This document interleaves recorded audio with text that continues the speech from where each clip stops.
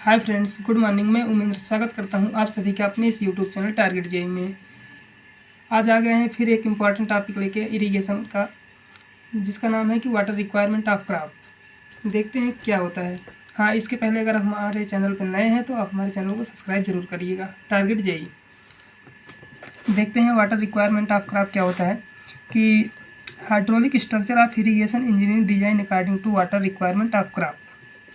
The hydraulic structure like canal, reservoir, dam design according to peak water requirement of crop means जो peak water requirement of crop की जो peak water की requirement होती है उसके लिए जो स्ट्रक्चर बनाए जाते हैं वो हमारी होती है hydraulic structure of irrigation engineering. तो हम मतलब जो हमारा वाटर रिक्वायरमेंट ऑफ क्रॉप होता है वो हम मतलब peak water requirement of crop मतलब जो हमारी फसल होती है उसके अकॉर्डिंग डिजाइन करते हैं।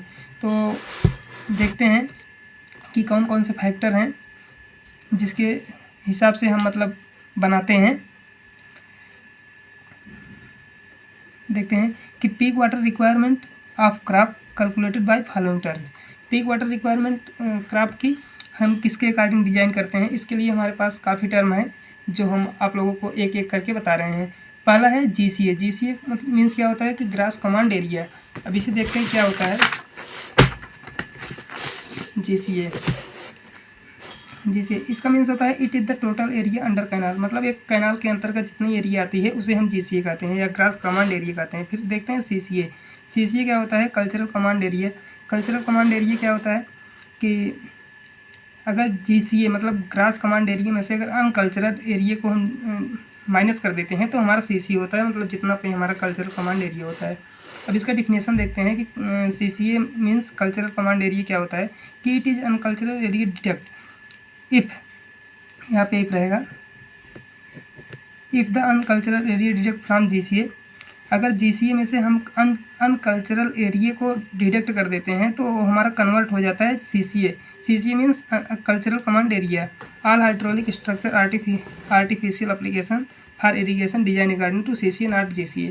हम CCA के अकॉर्डिंग हम कैनाल या मतलब किसी भी रिजर्वायर को डिजाइन नहीं करते हैं या हाइड्रोलिक स्ट्रक्चर चाहे जो कह लें, हम CCA के अकॉर्डिंग हम स्ट्रक्चर को प्रिपेयर करते हैं। फिर थर्ड पॉइंट देखते हैं crop season in India.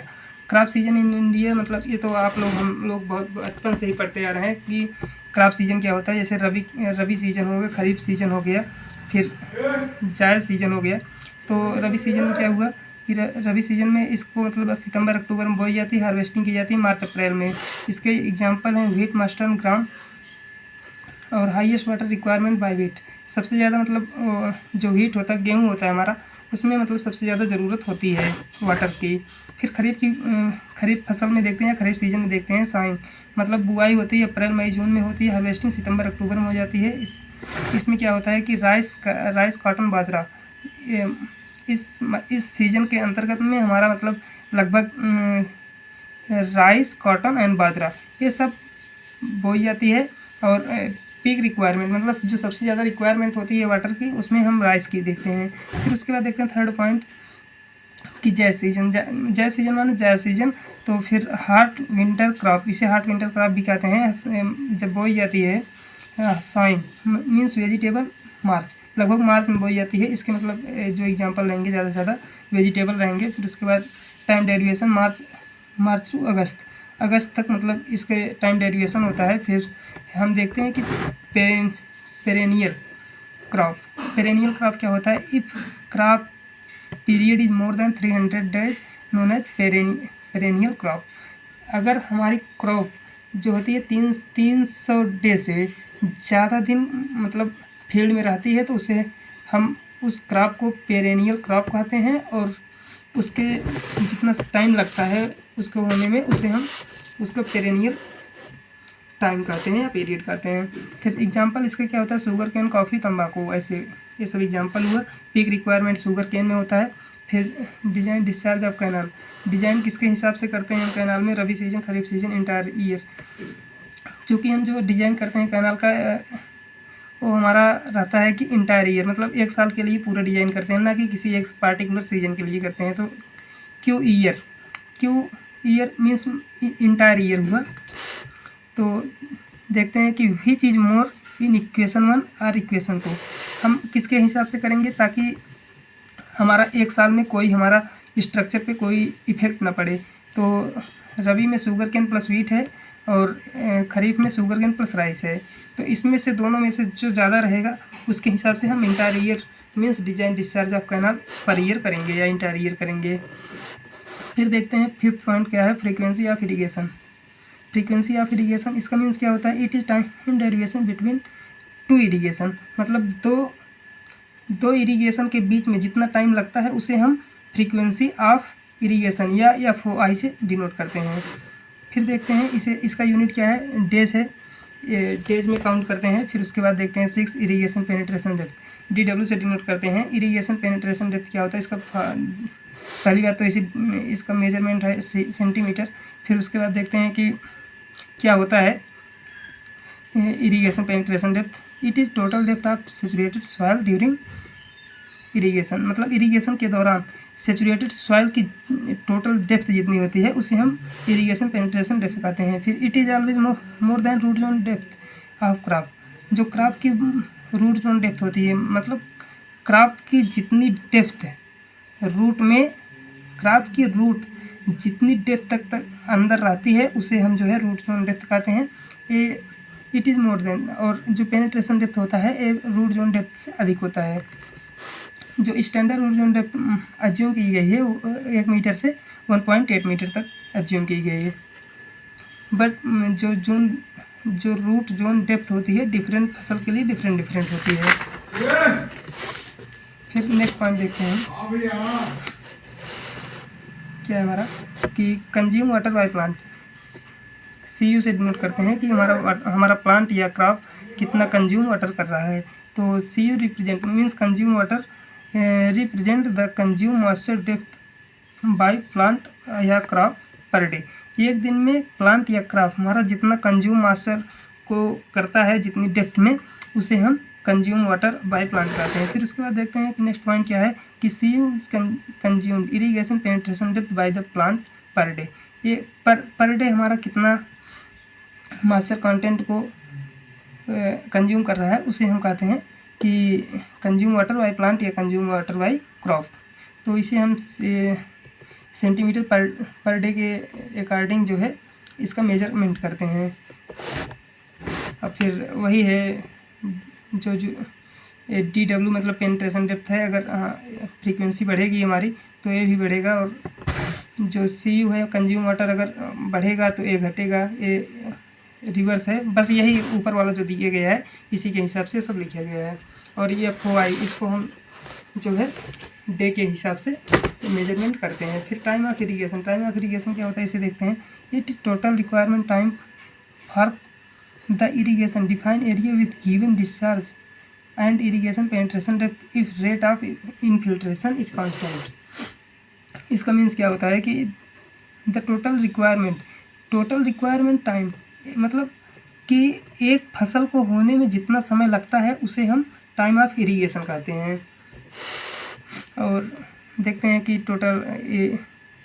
Total irrigation time of irrigation कितना होता है, कैसे मेजर किया जाता है, इसका फार्मूला क्या होता है, DW into area upon Q। तो Q क्या है हमारा डिस्चार्ज है, फिर उसके बाद DW रूट जोन डेप्थ और A फॉर एरिया है।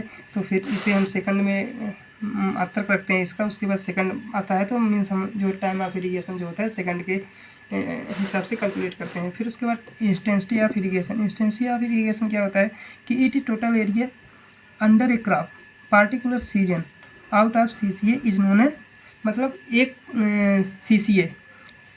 CCA में जो हमारा कल्चरल कमांड एरिया है, पर कल्चरल कमांड एरिया के हिसाब से टोटल इरीगेशन एरिया, एक एरिया में जितना इरीगेशन हो एक क्रॉप के अंतर्गत तो और इंटू 100, तो उसका ये हमारा परसेंट में रहता है, इसीलिए हम 100 का मल्टीप्लाई करते हैं। तो ये हमारा हो गया intensity of irrigation. Next point देखते हैं हम, time factor. Time factor TF, इसे TF से डिनोट करते हैं, actual running days of canal for particular season upon design running depth of canal particular crop. इसका मीन्स क्या हुआ, एक्चुअल में कितना, मतलब हमारा कैनाल एक सीजन के लिए कितना रन कर रहा है और डिजाइन हम कितने के लिए किए हैं। तो इसका जो होता है रेशियो, ये हमारा जो है टाइम फैक्टर होता है। और ये हमारा एक से ज़्यादा भी हो सकता है, कम भी हो सकता है, एक के बराबर हो सकता है रिक्वायरमेंट के अकॉर्डिंग। फिर नेक्स्ट पॉइंट देखते हैं हम कि कैपेसिटी फैक्टर क्या होता है। Capacity factor actual discharge of canal in season. एक सीजन में जो एक्चुअल डिस्चार्ज होता है या एवरेज, चूँकि हम एक्चुअल को एवरेज में ही डिनोट करते हैं, क्योंकि कहीं पे ज़्यादा रहेगा कहीं पे कम रहेगा तो हमें मतलब उसके अकॉर्डिंग हम नहीं कर सकते। तो एक एवरेज मान लेंगे या मतलब निकाल लेंगे एवरेज 20-25 डेटा को कलेक्ट करके, फिर उसके बाद एवरेज निकाल लेंगे। फिर उसके बाद देखते हैं कि design of canal at fulfil level. Fulfil level में जितना होता है हमारा, तो उसके लिए जो कैनाल डिजाइन किया जाता है वो फुलफिल लेवल के लिए किया जाता है। ये हमारा हमेशा जो है CF 1 से ज़्यादा रहेगा और कम भी हो सकता है, बराबर भी हो सकता है। अगर CF अगर कम है तो फेलर ऑफ कैनाल है, मीन्स हमारा जो फसल है या क्रॉप है ये प्रॉपर तरीके से ग्रोथ नहीं कर पाएगा। अगर CF 1 से कम है मीन्स एक्चुअल डिस्चार्ज जो हमारा है ये मतलब ज़्यादा रहेगा, ये कम रहेगा। अगर डिजाइन ऑफ कैनाल से डिस्चार्ज ऑफ कैनाल जो डिजाइन किया जाता है डिस्चार्ज के लिए, अगर उससे कम रहेगा तो हमारा प्रॉपर फसल ग्रोथ करेगा और ओके रहेगा। फिर देखते हैं ओवरलैप अलाउंस। ओवरलैप अलाउंस क्या होता है इसके, if particular crop season is delay. ये किसी क्रॉप का जो मतलब सीजन है अगर किसी कारणवश लेट हो जाता है या डिले हो जाता है, then also delay all upcoming season. आने वाले अपकमिंग सीजन से अगर लेट हो जाता है या डिले हो जाता है तो then provided some extra watering as a overlap allowance. तो मतलब जो हम एक्स्ट्रा वाटर को वाटरिंग करते हैं उसे हम ओवरलैप अलाउंस कहते हैं। इसका अलाउंस परसेंट क्या है कि मतलब 5 से 10% मैक्सिमम होना चाहिए, इससे ज़्यादा नहीं होना चाहिए। फिर क्रॉप रेशियो क्या होता है। क्रॉप रेशियो में देखते हैं CR, इसका फार्मूला देखते हैं। Irrigation area under rabi season in area और इरिगेशन अपान या ratio irrigation area under kharif in same season. यही होता है हमारा क्रॉप रेशियो, मतलब रबी के सीज़न में हमारा कितना इरिगेशन हुआ है और ख़रीफ के सीज़न में, दोनों का रेशियो अगर निकाल देंगे सेम एरिया के लिए एक साल का हमारा जो है क्रॉप रेशियो आ जाएगा। फिर नेक्स्ट पॉइंट देखते हैं। और हाँ, इंडिया में जो है एक क्रॉप रेशियो का जो क्रॉप रेशियो है 2:1 के रेशियो से है। फिर उसके बाद देखते हैं हम नेक्स्ट पॉइंट क्या देखते हैं।